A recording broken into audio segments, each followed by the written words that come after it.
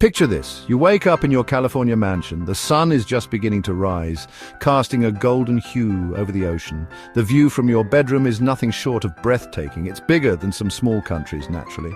The estate sprawls over acres of meticulously manicured lawns, with multiple buildings dotting the landscape. You casually glance at your stock portfolio while sipping coffee made from beans hand-picked by endangered pygmy marmosets.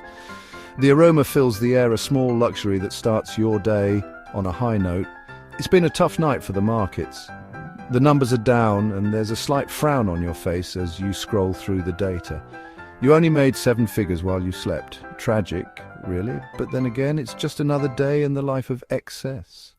Later, you're off to your private island. The jet is ready and the crew is waiting to whisk you away to your secluded paradise because, honestly, who wants to deal with the riffraff at public beaches?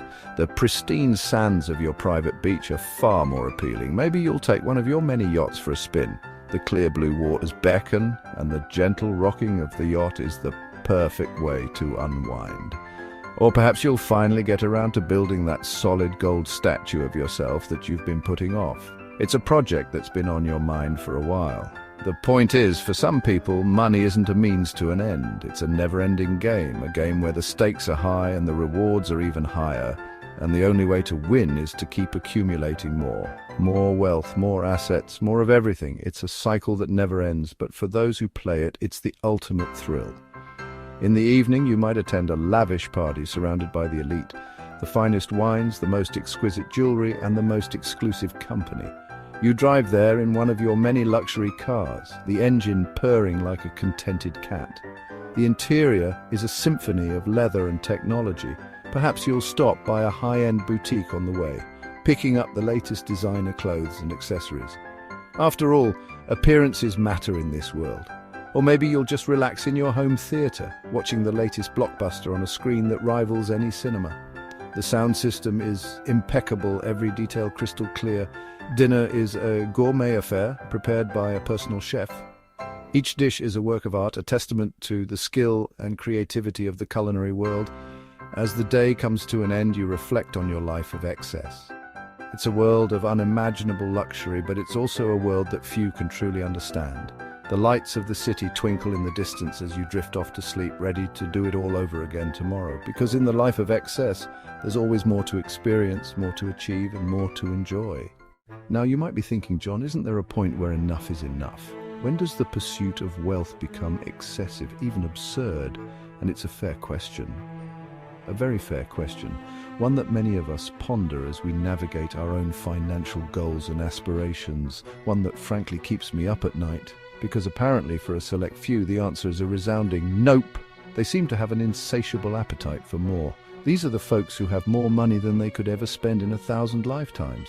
Their wealth is so vast it boggles the mind, yet they keep grabbing for more. It's like watching a dog chase its tail, a never-ending cycle of accumulation. Except the dog is a billionaire, the tail is another $1 billion, and instead of being cute, it's just kind of depressing. It's a spectacle that leaves you wondering about the true cost of such relentless ambition. Why this relentless pursuit of wealth? What drives these individuals to keep pushing the boundaries of their fortunes? Is it a deep-seated insecurity, a fear of losing their status or power, a pathological need for validation, perhaps a void they are trying to fill with material possessions and financial success? Or maybe they just really like money, like a lot. Maybe it's the thrill of the chase, the adrenaline rush of closing a big deal, or the sheer joy of seeing their net worth climb higher and higher. Whatever the reason, it's a phenomenon that continues to fascinate and perplex us. The billionaire's journey is one of extremes, where the line between success and excess often blurs. So, as we watch these titans of industry amass fortunes beyond our wildest dreams, we can't help but ask ourselves, what is the true measure of wealth? And at what point does the pursuit of more become a hollow endeavor? Perhaps in the end, it's not about the money at all. Maybe it's about the journey, the challenges, and the legacy they hope to leave behind. Or maybe, just maybe, it's about finding that elusive balance between ambition and contentment.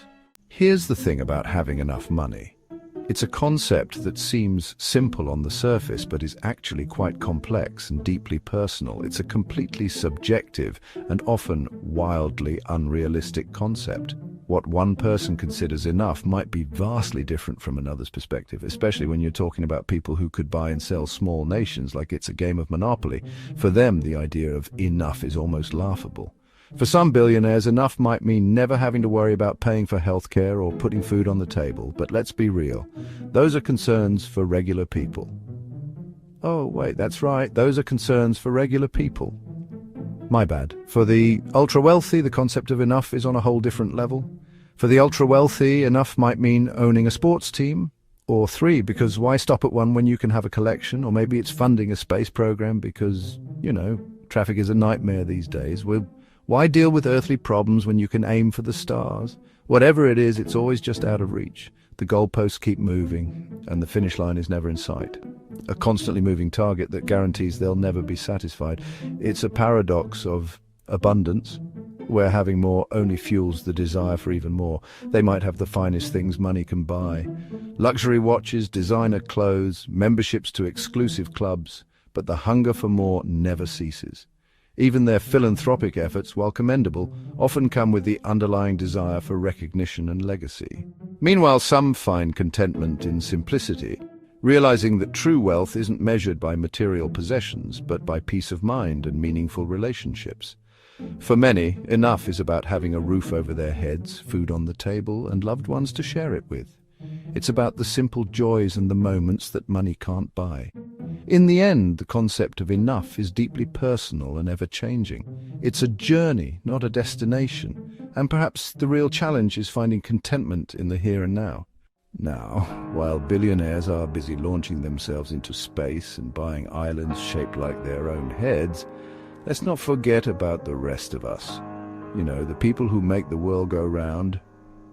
We're talking about the teachers, the nurses, the essential workers who kept things running during a global pandemic, the ones who struggle to make rent, afford groceries, and maybe, just maybe, take a vacation that doesn't involve visiting their parents.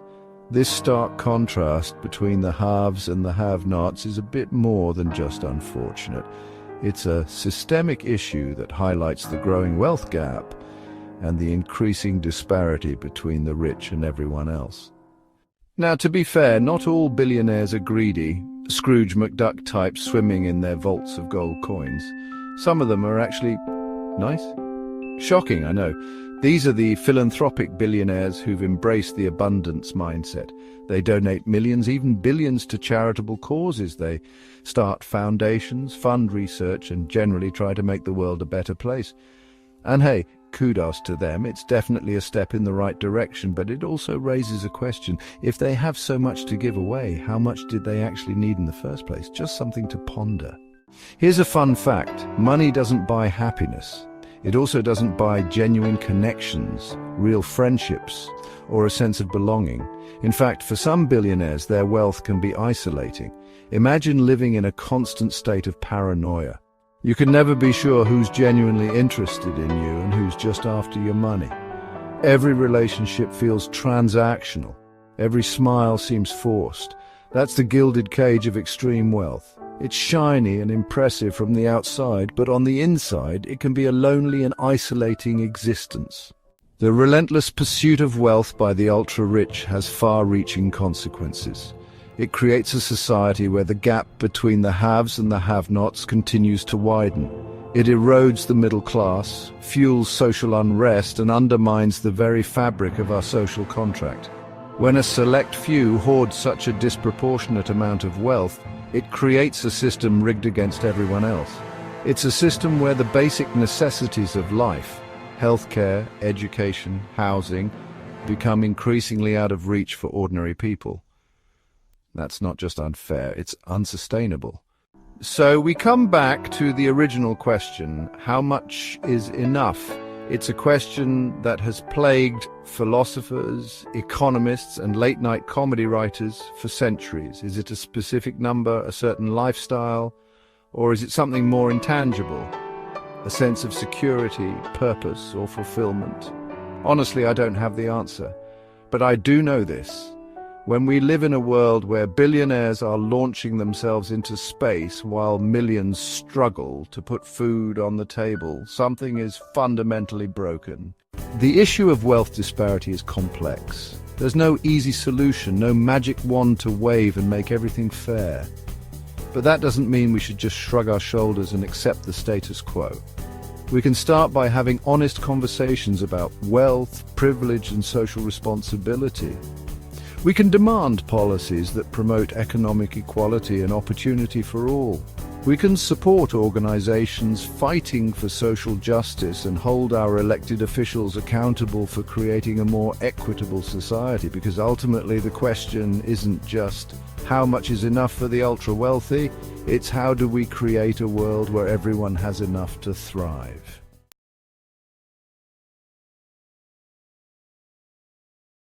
Thank you for joining us in our little thought experiment. If you enjoyed this content, please like, share, and subscribe. Feel free to share your thoughts and any suggestions for future episodes in the comments below. And until next time, never stop meandering.